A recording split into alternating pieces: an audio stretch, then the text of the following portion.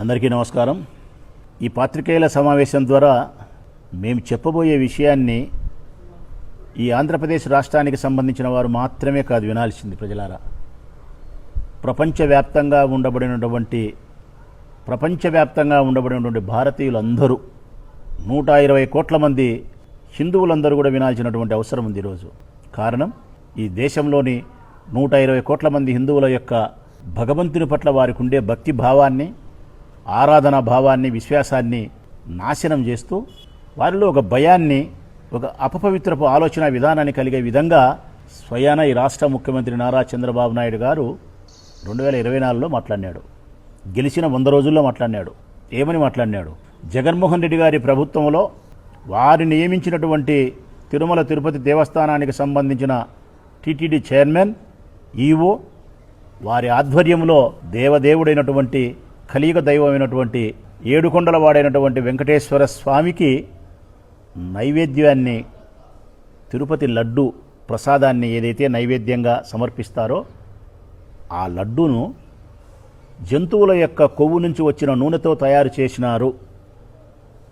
అది పంది, లేకుంటే ఆవు, లేకపోతే చేపలు, ఇటువంటి వాటి యొక్క కొవ్వు నుంచి వచ్చిన నూనెతో తయారు చేసినటువంటి లడ్డూ ప్రసాదము. ఇది జగన్మోహన్ రెడ్డి ముఖ్యమంత్రిగా ఉండేటప్పుడు చేసినారు అని చెప్పి నారా చంద్రబాబు నాయుడు గారు ముఖ్యమంత్రి గారి హోదాలో మాట్లాడినాడు. దాదాపుగా 120 కోట్ల మంది హిందువులు భయానికి గురైనారు, బాధకు గురైనారు. అపపవిత్రమైనటువంటి ఈ లడ్డును మనం స్వీకరించినామే, భగవంతుని పట్ల ఎంత అపచారం జరిగింది అని చెప్పి హిందువులంతా కూడా 120 కోట్ల మంది బాధపడినారు.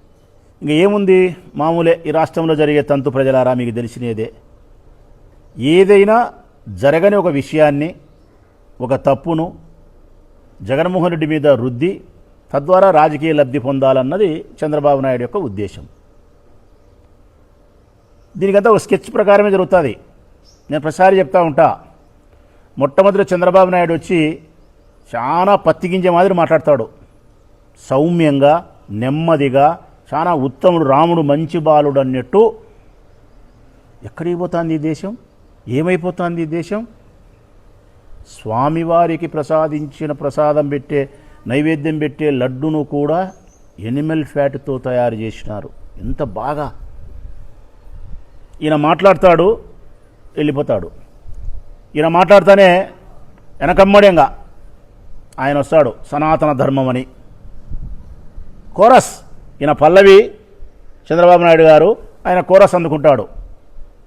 ఆ సందర్భానికి తగినటువంటి కాస్ట్యూమ్స్, ఆ సన్నివేశానికి తగినటువంటి వేషధారణతో వస్తాడు ఆయన. ఇది తిరుపతి లడ్డు ప్రసాదం, హిందువులు కదా, దీనికి సనాతన ధర్మం తీసుకోవాలా, వేసుకో కాస్ట్యూమ్స్ కాసాయి, పీకు నామం, ఏడుకొండల వాని నామం, కట్టు పిలక నెత్తి మీద వేసుకో, భుజం మీద ఉత్తరీయం, పైపంచ, ఇంకా రా. ఇంకా పెద్ద పెద్ద మాటలు, సనాతన ధర్మం, సనాతన ధర్మం అని 3 పెళ్లిళ్ళు చేసుకున్నాడు కూడా సనాతన ధర్మం మాట్లాడుతున్నారు. ఎంత దుర్మార్గంగా మాట్లాడినాడు ఆయన. రామజన్మభూమికి, అయోధ్యకు, తిరుపతి నుంచి 1,00,000 లడ్లు పంపించినారు, ఎంత అపపవిత్రమైందని మాట్లాడతాడు ఆయన.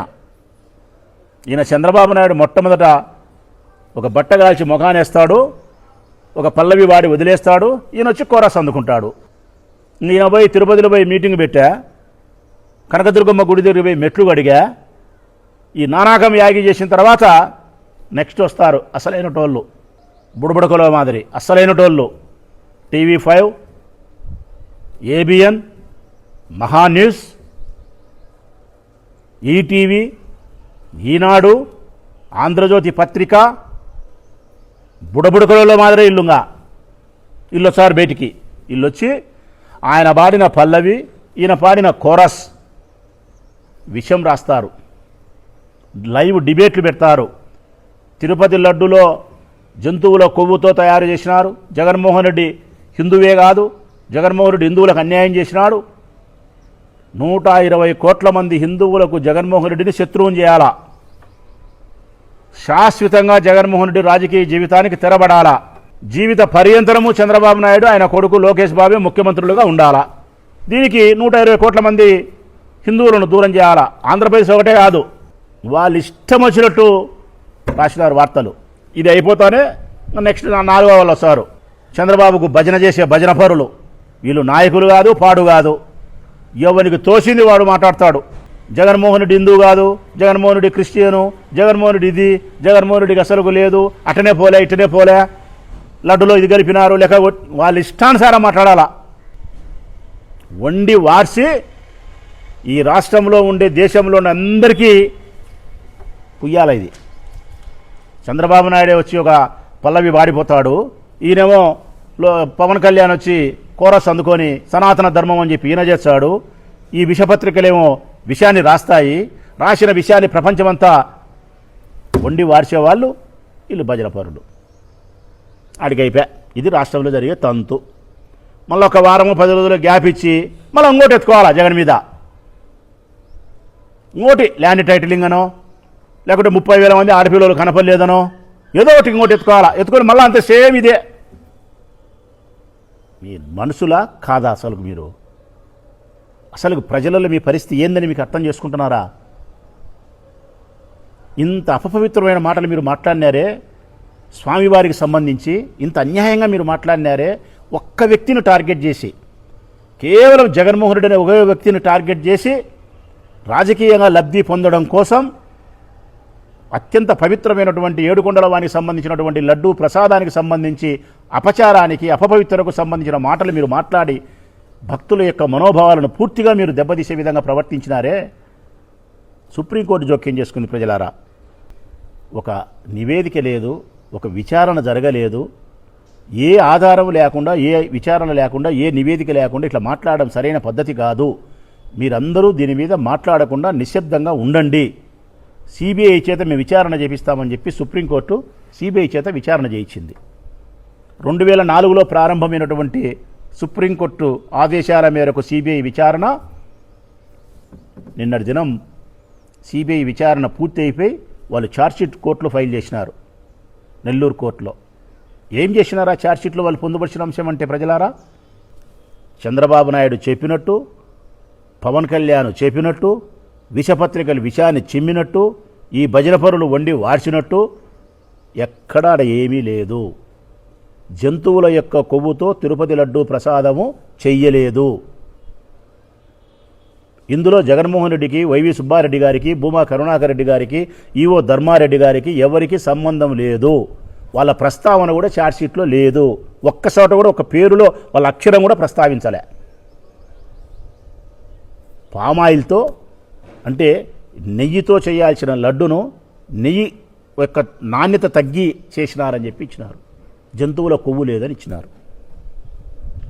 మరి ఈరోజు సిబిఐ విచారణ చేసి జంతువుల యొక్క కొవ్వుతో లడ్డూ ప్రసాదం చెయ్యలేదు, ఆ లడ్డు అపవిత్రం కాలేదు అని చెప్పి సిబిఐ ఛార్జ్షీట్లో కోర్టుకి ఇచ్చిన తర్వాత మీరు తలదీసి మొలలో పెట్టుకుంటారా అని అడుగుతున్న ముఖ్యమంత్రి గారిని, పవన్ కళ్యాణ్ను, ఈ విషపత్రికలను.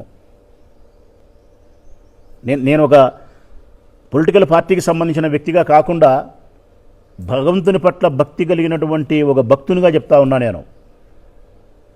నేను శివపార్వతుల పట్ల అచంచలమైన భక్తిభావాన్ని కలిగిన వాడిని, దేవుని పట్ల ఆరాధన కలిగిన వాడిని చెప్తా ఉన్నా. నేను ఇంత మనో అభిప్రాయాలను దెబ్బతీసే విధంగా చంద్రబాబు నాయుడు రాజకీయ లబ్ధి కోసం మాట్లాడినాడే, పవన్ కళ్యాణ్ ఇట్లే మాట్లాడినాడే, విషపత్రికలు ఇట్లే విషయాన్ని చిమ్మినాయే, వీరికి శిక్ష లేదా?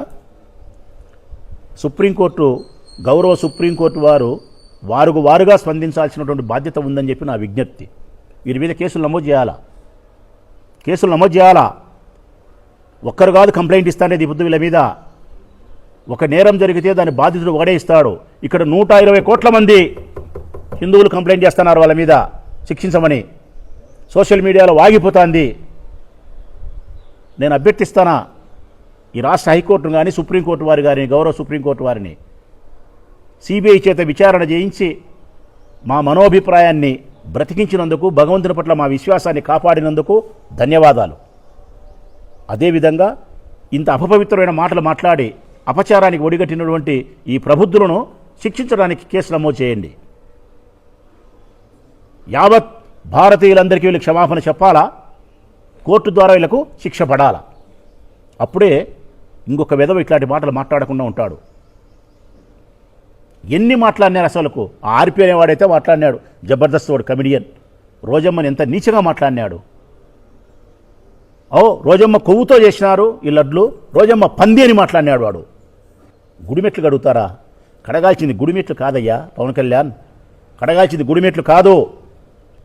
చంద్రబాబు నాయుడు యొక్క నోటిని, నీ నోటిని ఫెనాయిల్ వేసి కడగాల. ఫెనాయిల్ బాత్రూములు కడుగుతారు, మీ నోటిని కడగాల ఫెనాయిల్తో. అపవిత్రమైన మాటలు స్వామివారికి సంబంధించి మీరు మాట్లాడిన మాటలకు మీ నోర్లు కడగాల. సంప్రోక్ష చేస్తారా మీరు?